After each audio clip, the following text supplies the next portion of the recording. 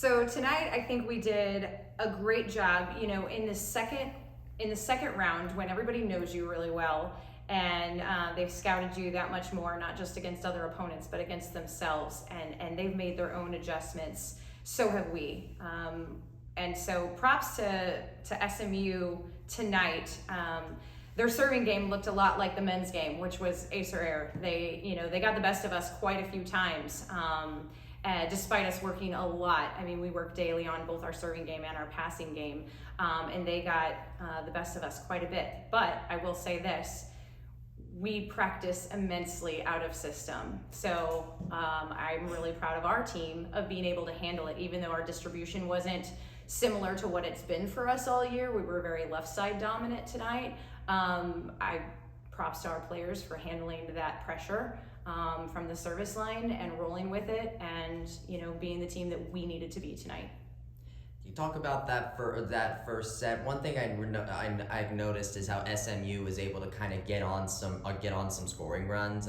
Scoring runs this match. So how did the team help reorient itself to be able to fight against those? I think it was settling down and passing, because if you look at the very first play of the match, there were quite a few rallies, going, and we focused a lot this week on our defensive stops, our defensive side of the game. We got block touches, we transitioned our butts off. So I was really proud of seeing us, and getting back then into our base defense, and responding to it. And I think that was indicative of what we worked on, all week. And we were passing nails early. We were really, really on fire. And then, like you said, we went through that stretch where, they got some aces on us and just really out of system. But I think we have a lot of veteran leadership on this team. And, whether it was a timeout or even in between plays, just regrouping and giving ourselves that confidence of, no, we can do this. And that belief, it really was internal with the team, because there weren't any magical plays that we had to call necessarily. It was just settling ourselves down. And I thought that's really what happened is, yeah, we got a little awry, but we didn't let it linger on too long. Delana Sargent was honored at Ring of Honor tonight. We had her on the broadcast. She mentioned the thing that stood out about seeing you live is how fast you play. And that's part of your offense. It's the power and the speed that you have. Just talk about the offense. You got 4 players in the top 10 in the conference in hitting, among the nation's best in hitting. Just talk about that in the speed, because I don't think people can really appreciate the speed and power that you have unless they see it live like Delana did. Yeah, we run a tempo offense, so everything is based off of, at that point of setter contact, all of our attackers know what foot they're supposed to be on, what step they're supposed to be on in their approach. And I think, we don't pass. There are some teams that will try to really rush the pass. We don't do that. We pass high. But everything else from there is tempo, and we work on that a lot.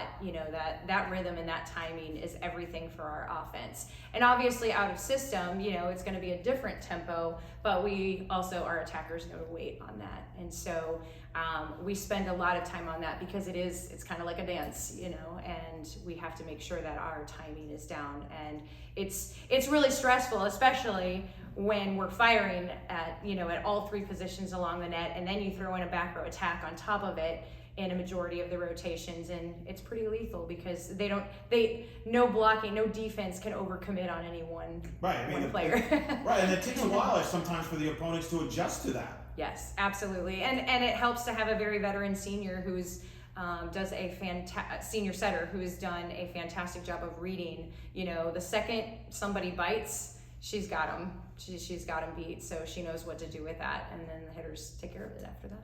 This is the 3rd straight match that you guys have given up a set in. So would you say that's a symptom of just coming up against conference opponents that you've already played once this season, or do you just kind of have those moments where they get you for a set? I think it's a little bit of both. We always half joke about the fact that every team's going to throw the kitchen sink at us. They are going to do everything that they can. They're going to play their best match against us. We expect it. When you're wearing that target, they're going to throw everything they can at you. And so they have studied film, and again, because they've played us, they've known what's worked. So they're going to try to exploit that. Every team has weaknesses, right? And so that's exactly what happened, I think, is everybody's gotten better. Everybody's gotten a chance to study the game a little bit more, and but we're able to regroup and overcome that. But I think it's a testament also to, there's definitely some more parity, I think, in the conference this year too. Memphis is rising. SMU, even though they have a new coach, they still have a lot of talent on the other side of the net. So it's no disrespect to the what they're studying, but also the talent that's through the net too. Obviously, McKenna, 29 kills, 1 away from a career high today, and moved into 16th place in the history of Division I volleyball, passing Nicole Brana from Minnesota. She's pretty good. Yeah. McKenna well. She doesn't like talking about that kind of stuff, but you know her as well as anybody. You helped recruit her, bring her here. Just as a libero. As a libero. It worked out. It worked out okay. Out, right? It's kind of worked out for her, moving positions there. But Correct. Speak to her and the impact there. You mentioned often, because when she's not playing at the level like she was tonight, like there was no answer for her, and it's just she keeps moving up these charts that are just never been seen for her, may never be seen again.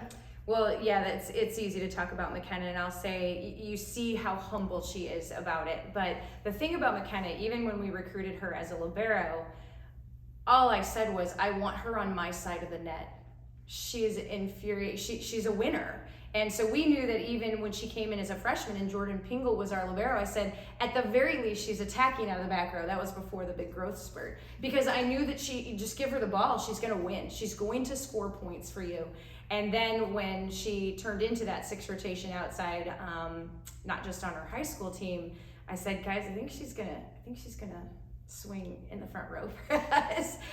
There were some naysayers early, Todd will admit to that, but she is just that consummate player. She talks about IQ. She has it, partially as a coach's kid, just growing up as a gym rat. But the level of competitiveness, now she holds herself to the highest standard, and that's why it can be so contagious amongst the team, because she's not going to take it on easy on you, but she's going to be even harder on herself. So that kind of contagiousness of competitiveness and outworking your opponent, being the hardest worker in the gym every day, the players see that. That's why she has mad respect from everybody, because if she's going to jump on you, she's definitely going to hold herself to that standard too. So no easy days, and I'm very proud of just, she's become a really good mentor and teacher, in the last couple of years, bringing those new players in and up and along and teaching them the game, whether it's bringing them in for film or doing it with them, after practice. She just has really embraced her role, not just what she does on the court, but what kind of teammate she is. So a lot of our success is everyone around her. We spoke. Last question. Mm-hmm.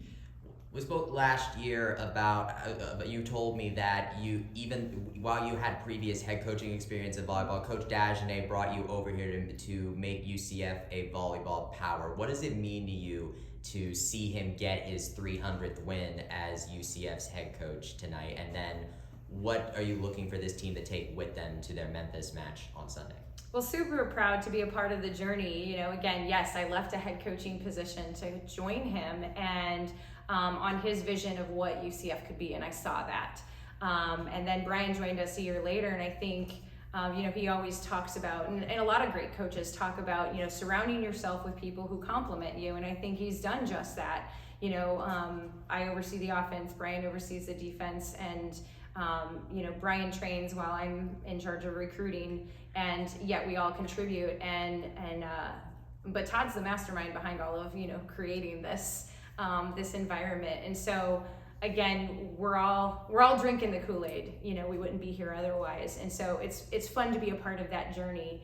It definitely starts with him, and he allows us to maximize our strengths. So super grateful for it. And what was the second part? What do you want the team to take from this match tonight into your match against Memphis on Sunday? I think that, we've seen 3 teams yet again, as we expected, to put their best, put their dukes up and their best foot forward and bring everything at us. And I think once we settled ourselves and saw that, our distribution may be a little bit different, that we can still be successful with that. And so just that adaptability it's not going to look the same every single time. And that's okay with that. I think we need to continue to carry our confidence in our belief in ourselves. Sometimes we can always all be our worst enemy.